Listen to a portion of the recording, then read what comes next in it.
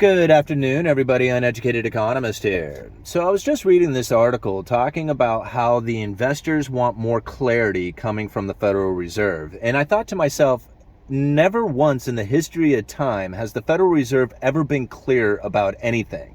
In fact, Alan Greenspan said something that if I made myself too clear, you've probably misunderstood me. I mean, this is what came from the Federal Reserve Chairman, Alan Greenspan. So the Federal Reserve has always been very vague in what they have said. In fact, they used to be so vague and so quiet about their monetary policies that people had to guess about what it is that they were doing. It's only been in the recent years, like in the last 15 years or so, has the Federal Reserve been so adamant about using forward guidance. And this is really what the Federal Reserve is using for their main monetary policy tool, is forward guidance, jawboning, credible threats. And it works out pretty well for them too. I mean, even now when they say that they're using it, people don't believe them. Like, they just don't believe that the Federal Reserve is using this forward guidance to basically guide the markets to the direction that they want them to go. In fact, just recently, there was an article that we had reported on where the person who was talking in this article was saying that the Federal Reserve had no control over anything. And in fact, the markets were reacting prior to the Federal Reserve and their actions. But they don't talk about how the Federal Reserve was out there pushing the forward guidance for months ahead of time, saying, hey, we are going to be lifting interest rates. In fact, we're going to lift them heavy and a lot, and we're going to lift them high for a long time. I mean, this is something that they were putting out there for people to react to for months before they ever did anything. And so the markets were conditioning themselves way ahead of time. So for somebody to come out and say, no, the markets were reacting prior to the Federal Reserve's action, yeah, but their action was their words, not their actual actions. I mean, it was that forward guidance that they were using. And that's really where I think that the Federal Reserve has not abandoned this tool. I mean, a lot of people will say that, like, they're no longer using the forward guidance. In fact, we were just reading that in a speech from Michelle Bowman that said just that thing, that they are no longer using this forward guidance. But what do you hear coming from all the Fed governors out there and all the Federal Reserve, like, presidents and everybody who works there, who comes out on these CNBC interviews talking about how they feel that there should be more interest rate hikes coming into the future? In fact, 3/4 of a point doesn't seem to be off the table. This is something that all of them are talking about. So what happens to the markets out there when they hear this coming from the Federal Reserve employees, right? Whether it's a president or governor or whoever. If these are the Federal Reserve officials who are coming out saying that they feel that there's needing to be higher interest rates coming into the future, these are the people who vote on monetary policy. There's no reason to believe that there wouldn't be more interest rates coming or higher interest rates coming into the future. But when they come out and say we are going to be data dependent on whether or not we are going to put that information out there, that's just them using the official forward guidance idea, where the Federal Reserve actually states, hey, we are going to be doing this. But the markets still listen to those Fed presidents, whether it's directly coming from the Federal Reserve, like the chairman, Jerome Powell, or if it's just coming from the interviews coming from some of these Fed presidents or governors. Like, their words alone is part of that credible threat. So don't think that it isn't happening right now. And so something that a lot of people are still looking at is that the Federal Reserve has lost control of inflation, saying that the price inflation that we are experiencing was due to all the money printing that's going on out there, or had been taking place out there. And that was the real reason why we're seeing the inflation. But go and listen to all the things coming from every single statement coming from the Federal Reserve, and even a lot of the articles that you're reading out there when they talk about the price inflation. What's the main reason? Lack of distribution. It's been the problem the entire time, has been the lockdowns and the fact that we have not been able to have things free flowing through the country like we once did. You're having trouble hiring people, right? So there's trucking issues, warehouse issues, stocking issues.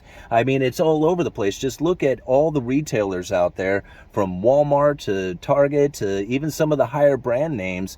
They're all suffering right now with a glut of inventory. That is going to bring prices down. The problem with those things coming down in price is that it's not food or fuel. And if you have food and fuel that is still extremely expensive, that's what people are going to focus in on, because that's what they end up spending most of their money on. If you go out there and you bought a TV and you saved $400 on it, that's a one-time purchase. At the end of the next month, you're not going to have a savings of $400 again the next time you buy a TV, because you're not going to be buying another TV. If all your money is going to food and fuel and that is expensive, then you're not going to see the deflation, because all your money is going into those particular necessities.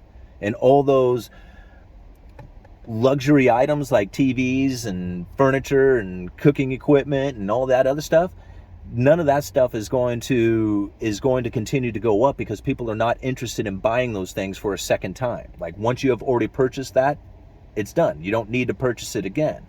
And that's really where I think a lot of people are going to misunderstand where the inflation or the price inflation is going to be coming in, is that everybody is just stuck in on their expenses, their monthly expenses of food and fuel, which I do understand. I mean, that's the most expensive things that people end up spending on. But when we were looking at the price inflation running up, people were pointing at all kinds of things, saying, look how expensive this has gotten to. Well, the lack of availability and the demand that was increased due to a stimulus check that went out there is all temporary stuff. It's not permanent. What is permanent is going to be things like the distribution networks, right? Once you have severed that distribution network, it is very difficult to reestablish it again. I mean, it's something that we are experiencing right now with just the raw logs that are coming out of the United States. The United States produces a lot of timber, right? And a lot of that timber went over to China. China was buying lots of this stuff. Well, during the trade wars that were taking place, 2 or 3 years ago, China gave us the finger on logs. They were like, you know what? You're not the only seller of logs. We can go buy logs from Russia. And now reestablishing that partnership again, that distribution going through there, is not something that's exactly easy to do. Like, once you have severed that partnership, it's really difficult to reestablish a new one. And that's really where I think the major problem is going to be experienced here within the nation, is just trying to reestablish those distribution networks, to try and get that flow of material to come through the system, go through the trains, go through the rails, or I guess that would be the same thing, go through the trucking lines. And then once you have people that are back at work again, I mean, once you can have retailers hiring people to stock the shelves, you're going to find that a lot of this price inflation that you have experienced is going to just simply disappear. I mean, you're going to find it disappearing with the glut of stuff that we're already experiencing. But once that happens, like, we're getting it closer. It's becoming more, I guess it's freeing up. There is the idea that there is going to be some major layoffs taking place with a lot of the corporations out there. Those people who get laid off are going to find those service jobs out there, and you're going to find that truckers are going to become available again, and service workers working at the restaurants, they're going to start becoming available again. All this stuff is going to start becoming available again once the irrational exuberance has been wiped away. That's the thing that we're trying to work on right now, is to get rid of that irrational exuberance. And part of that, the evidence of that, is going to come from the bankruptcies of zombie corporations, right? These are corporations who are able to borrow at incredibly cheap rates.